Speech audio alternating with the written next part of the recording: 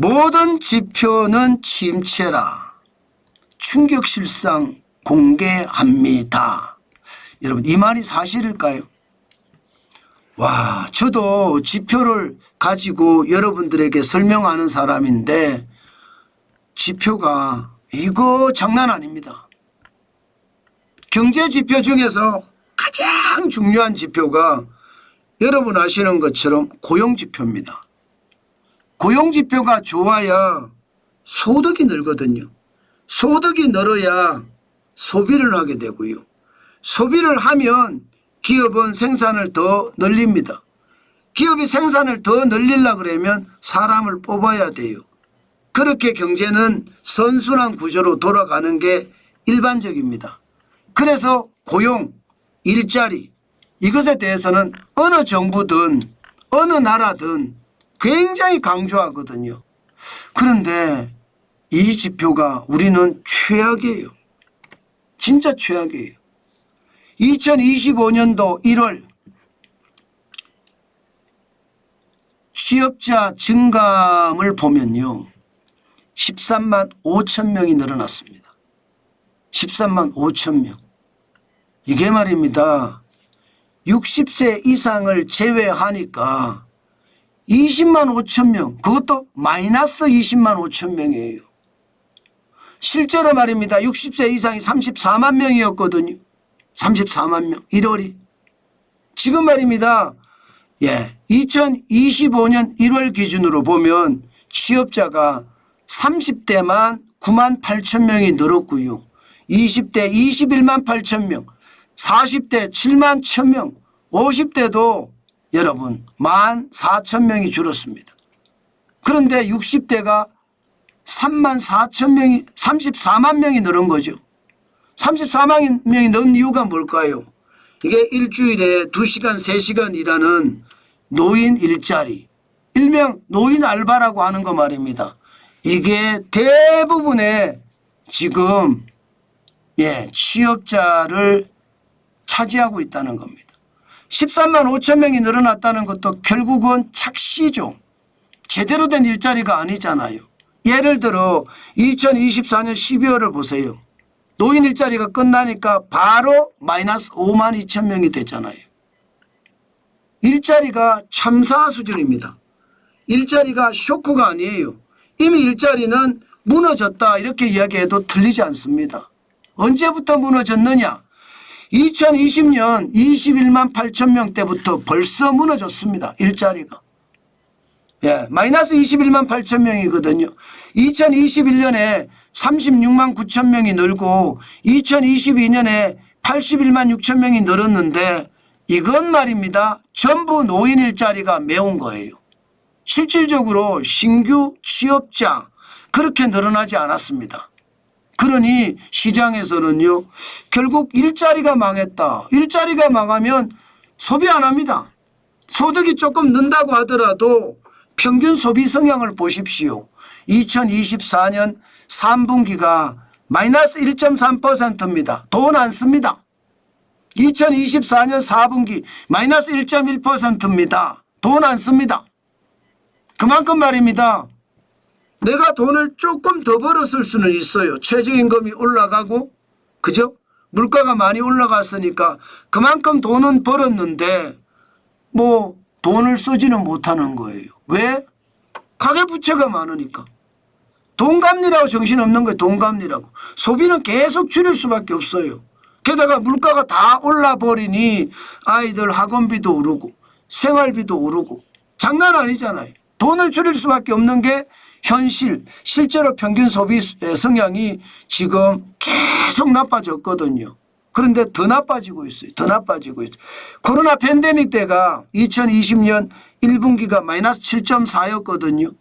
지금은 3분기가 마이너스 1.3, 4분기가 마이너스 1.1, 뭐 마이너스 1.1이니까 괜찮네 이렇게 이야기하지만 길어지면 이게 문제가 되거든요.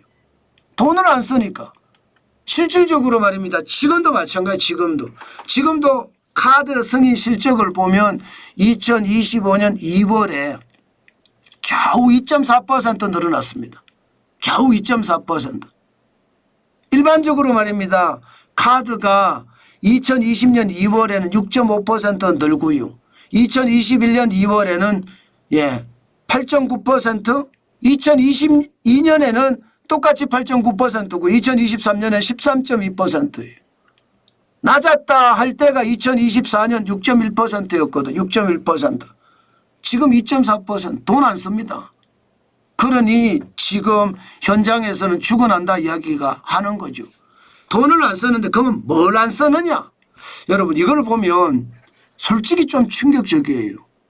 기본적으로 도소매 마이너스 6.8%입니다. 쉽게 말하면 편의점 가서 물건 안 산다는 거예요. 옷가게 가서 옷 안 산다는 겁니다. 철물점 가서요. 철물 안 산다는 이야기예요. 굉장하죠. 운수업은 4.6%로 올라갔지만 숙박 음식업은 또 마이너스 3.7% 11조 2,100억 원밖에 안 됩니다. 이것도 말입니다. 식당 하는 사람 모텔 하는 사람 죽을 맛이다 이야기한 게 현실이 된 거죠. 그죠? 게다가 은미체라고 하죠. 여가 예술 스포츠 이 부분은요 9.0%까지 들어 9.0%. 야 진짜 최악이죠. 최악입니다. 제일 많이 떨어졌습니다. 지금 정환진 TV를 보시는 분들 중에도 은미체에서 자영업을 하시는 분들 있잖아요. 음악, 미술, 체육 말입니다. 여기서 뭐 예를 들어 피아노 학원을 유지하시는 분들도 있을 거고 미술 학원을 하시는 분들도 있을 거고 스포츠 센터를 운영하시는 분들도 있을 거예요. 다 줄입니다. 다 줄이. 그러니까 경제가 나빠진다. 결국 소득이 줄어드니 이게 말입니다. 가처분 소득이라고 해서 실질 소득이 줄어드니까 그만큼 덜 쓰게 되고 덜 쓰게 되는 게 뭐 밖에 나가서 외식 안 한다는 이야기고요. 편의점 이용 안 한다는 이야기고요. 게다가 학원도 덜 보낸다는 이야기잖아요. 여행도 마찬가지입니다. 사업시설 및 사업지원 서비스 마이너스 0.8 4,100억 원이거든. 이것도 마찬가지 여행도 줄였다는 이야기가 돼요. 여기에 여행이 포함되어 있거든요. 그렇게 생각을 하면 야 진짜 대한민국의 상황 진짜 충격적이다 생각이 들 겁니다. 특히 말입니다.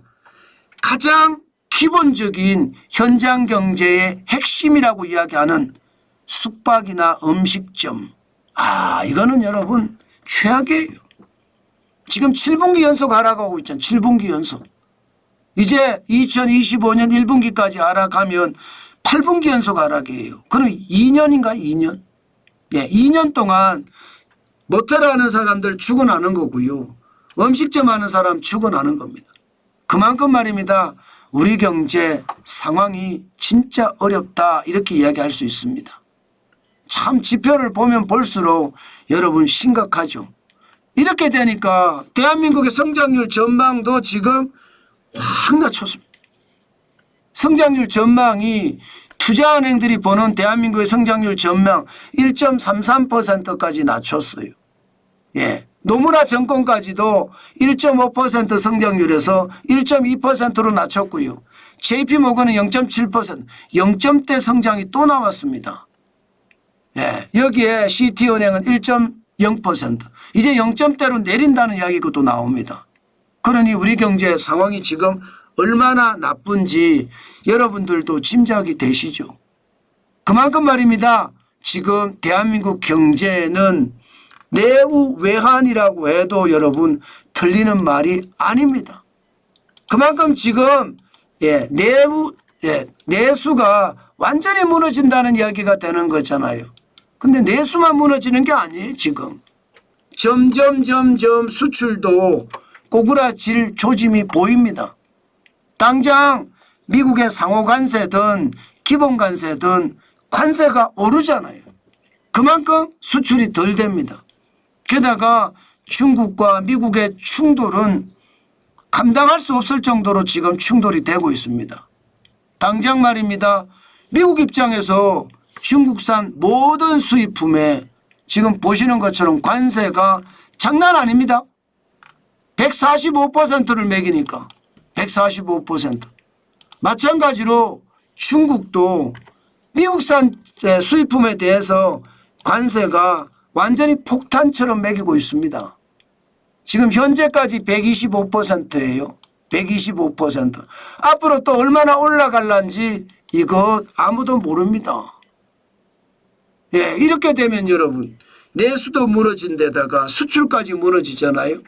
125%를 중국에 매기면 중국 수출이 줄어들어요. 그러면 우리가 부품 수출하는 거, 반제품 수출하는 거 이것까지 줄어들거든요.